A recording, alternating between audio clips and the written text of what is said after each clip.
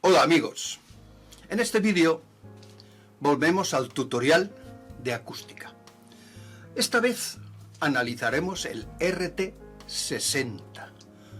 ¿Qué es y por qué es tan necesario para diseñar una acústica perfecta? Bienvenidos a mi canal.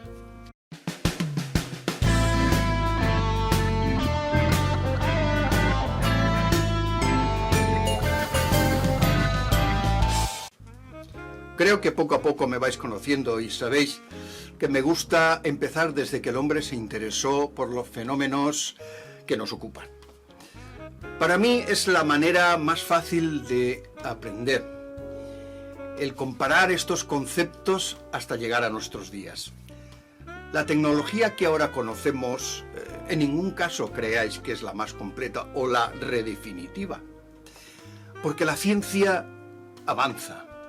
Y avanza a pasos agigantados, cada vez más grandes, y hay muchos investigadores con más medios que su meta es mejorar todo aquello que se ve o que se va quedando obsoleto. El cálculo que nos ocupa quizás sea el más importante dentro de la acústica. Para poder realizar cálculos exactos de cómo se comportará una habitación, un teatro, un auditorio, frente a las ondas sónicas. En 40 años de oficio he podido realizar muchos proyectos similares que aún están en pleno funcionamiento. Aquí podéis ver algunos ejemplos.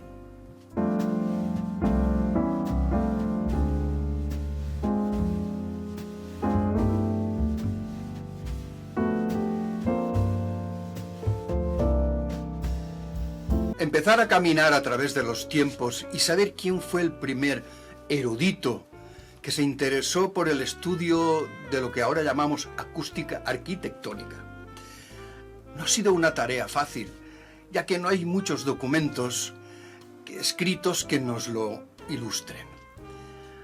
Desde que los templos egipcios a los arquitectos de la antigua Grecia, en sus construcciones de auditorios al aire libre como los cerrados, presumimos que ya conocían los efectos del terreno o de la reflexión de las paredes para conseguir una audición lo más óptima posible. Los romanos, que conquistaron a los griegos, copiaron sus artes y ciencia, y además mejoraron construyendo muchos recintos a lo largo y vasto imperio, como auditorios, templos para la asistencia de público y de rezos. Los templos cerrados que se conocen y que aún están en pie de estas civilizaciones, su denominador común es construcciones de dimensiones y alturas exageradas.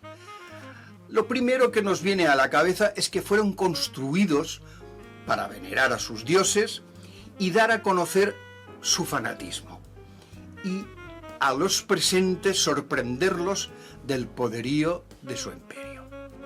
Pero analizándolo objetivamente, vemos espacios grandes y con paredes muy gruesas. Esto, evidentemente, ayudaría a resguardar a los asistentes de las inclemencias del tiempo. Asimismo, y siendo muy pragmático desde un punto de vista acústico, estas obras se realizaron de esa forma para que los sonidos de las oraciones, cánticos y los parlamentos de los oradores predominaran las ondas de primera reflexión, que llegarían a los presentes antes que las reflejadas, las cuales se atenuarían entre aquellas tremendas paredes y columnas. Recuerdo haber estado varias veces en el aeropuerto de Alicante-Elche, mientras esperábamos la llegada del vuelo de nuestro hijo. Y aprovechando que apenas había gente, me puse a gritar y a hablar como si de una conversación normal se tratara. Comprobé que cuando la onda reflejada volvía, lo hacía tan débil que apenas se podía apreciar y para nada entorpecía las siguientes palabras que yo emitía. Imaginad, estamos hablando de una construcción con una diferencia de 5.000 años. Ahí es nada. En la época en que el cristianismo se extendía ya sin persecuciones, nació el arte románico. Se construyeron catedrales que sí que tenían en cuenta el dar una especial relevancia a una reverberación exagerada.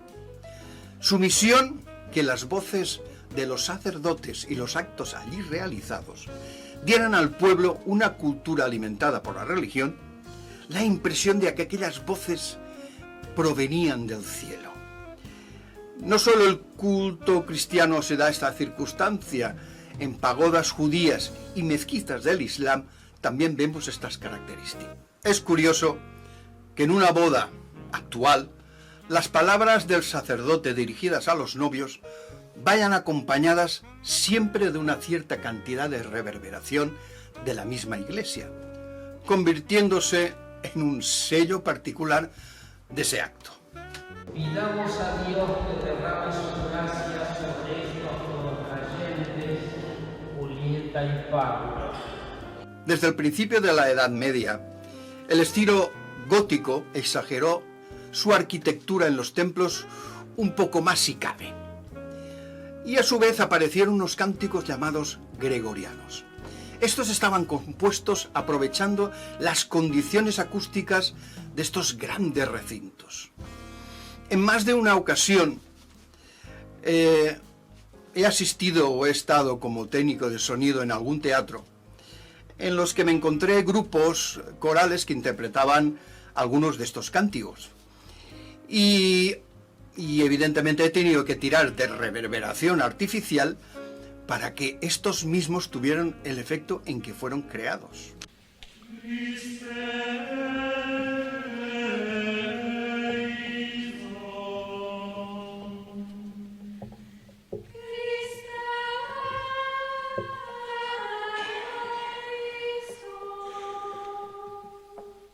Bueno, ya estamos en el siglo XIX. En la primavera del 1868 nació en Ohio Wallace Clement Sabine, alguien que sin saberlo sentaría las bases de la acústica arquitectónica. Después de graduarse en el colegio de su ciudad, ingresó en la Universidad de Harvard, estudiando física en general. A los 20 años ya era un conferenciante adelantado, impartiendo clases de física a muchos alumnos de esta universidad. Debido al gran número de estudiantes, se construyó una sala preparada para conferencias y alguna exposición, adherida al Museo de Arte Foch, con la mala fortuna por parte de los arquitectos de que su acústica era desastrosa. Los físicos más veteranos vieron la imposibilidad total de enmendar aquel descalabro, pero le dieron una patata caliente al joven Sabine para que investigara y así mismo lograr su doctorado. Esto me recuerda que hace tiempo me llamaron para solucionar un pequeño problema en Alcoy. Era una construcción subterránea en medio de la plaza, la llamada Llonja de Sant Jordi, diseñada por el famoso arquitecto Calatrava. Después de comprobar los tiempos tan exagerados de reverberación, les comunicó que evidentemente había que actuar en las superficies. Algo había que hacer. Todos contestaron rotundamente que no, que era imposible, que la obra del susodicho no se podía tocar. Bueno, ahora se puede visitar y, exceptuando de alguna exposición visual, es imposible hacer eventos que contengan parlamentos o música.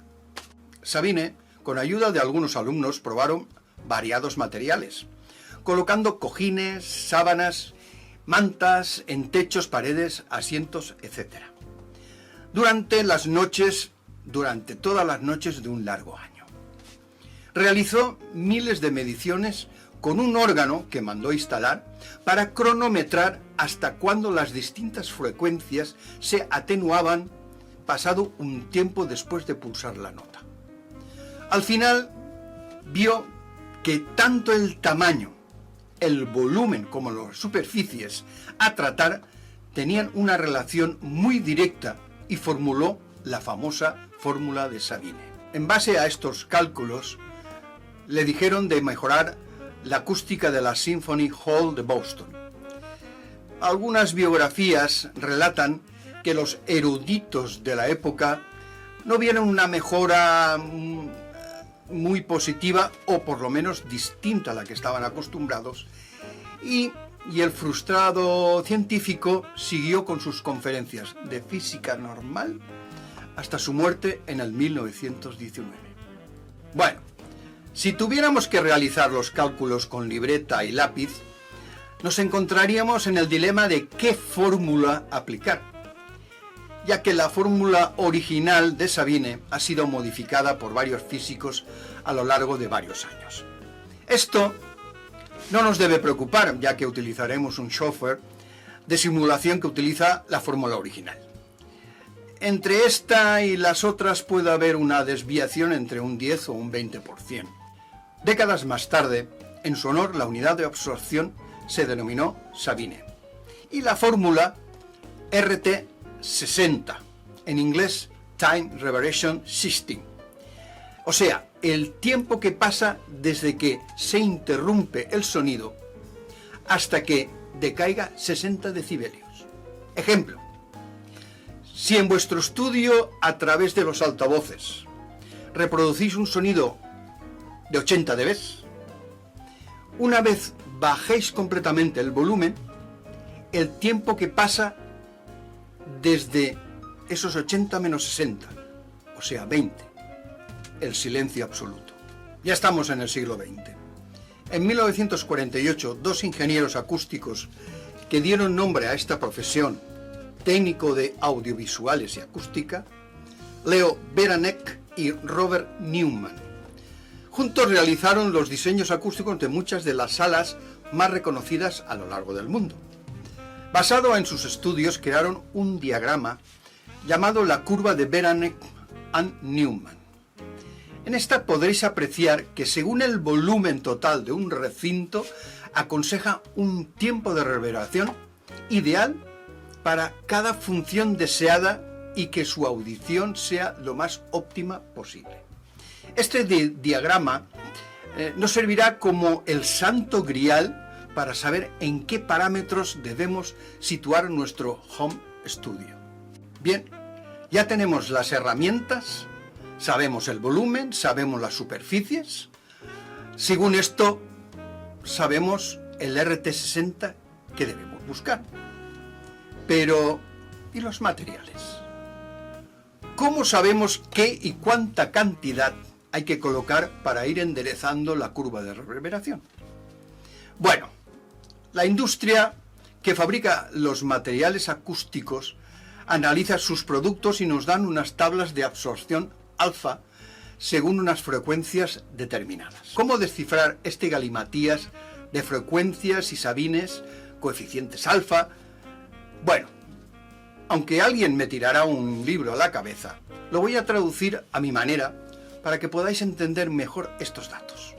Una ventana de 1 metro cuadrado, mirado al exterior, abierta completamente, tiene un valor alfa de 1 sabine. O sea, el 100% de absorción.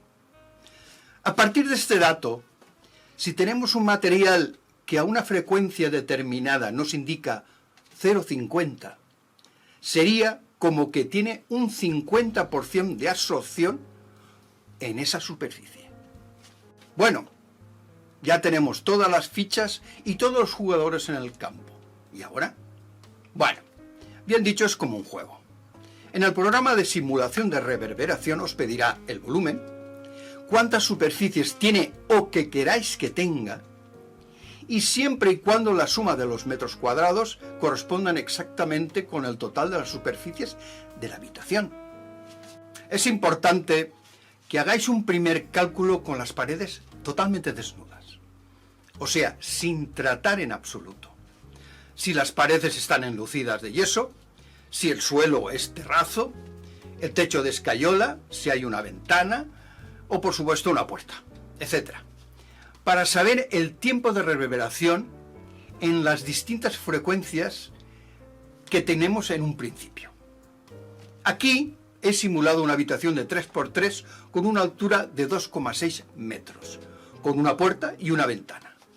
Más abajo os comparto el enlace donde viene el programa para hacer los cálculos de reverberación online. Un comentario que viene a colación, a ver si funciona, es saber si entre todos encontramos a alguien que controle la programación de informática y algo de matemáticas, y así facilitándole la fórmula correcta y actualizada, y además con una base de materiales abierta, nos puede hacer un programa para todos. He diseñado una tabla para insertar los datos que el programa nos diga. Como veréis, es muy fácil de copiar. Esto os podrá dar una idea básica mirando y comprobando qué curva de Beranek-Newman nos aconseja.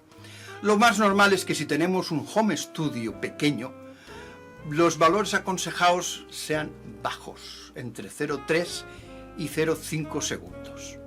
Bien, sigamos jugando. Aquí la portería es qué materiales distribuir en todas las superficies para que la curva de absorción sea lo más plana posible. Aquí os explico cómo pintar vuestra curva y así ver gráficamente las deficiencias que pueda tener la sala desnuda. Como es normal, los que nos dedicamos a estos menesteres disponemos de aparatitos como estos, que nos dan instantáneamente una curva de 1/3 de octava, 31 bandas, del tiempo de reverberación, y más tarde almacenarlo en una tarjetita y verlo en el PC. Hasta aquí sus bondades. Lo malo es que sus precios oscilan entre 1.700 y 5.000 euros. Tengo que decir, aún así, que yo siempre hago los números con mi calculadora científica y posteriormente hago las mediciones. Bueno, creo que este vídeo se va haciendo un poco largo. Mientras los preparaba me planteaba en partirlo en dos, pero no he sabido cómo acabar uno y empezar otro sin que se perdiera su comprensión. Hay muchos temas que abordar después que comprendáis cómo utilizar los cálculos del RT60, dónde colocar cada material, los absorbentes, difusores, los modos, la insonorización y muchos etc, etc, etc.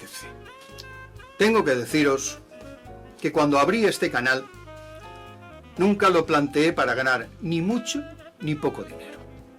Como veréis, no os machaco diciendo uniros, dar me gustas, etc. No es mi estilo. Yo comparto lo que la vida me ha enseñado y creo que esa es la filosofía de estos vídeos. Claro que dan trabajo. Bueno, pero alguien dijo que si te gusta tu trabajo, no es un trabajo. Quiero agradecer los halagos en vuestros comentarios, que para mí sí que son tesoros. Gracias. Poco a poco iremos desgranando certezas y algunas imprecisiones que viajan por YouTube. Gracias a todos por ver el vídeo, un saludo muy cordial a España y especialmente a toda Latinoamérica. Ahora mi saludo oficial. Hasta pronto, amigos. Y preferiría no usar mi arma secreta, el hipoaullido huracanado.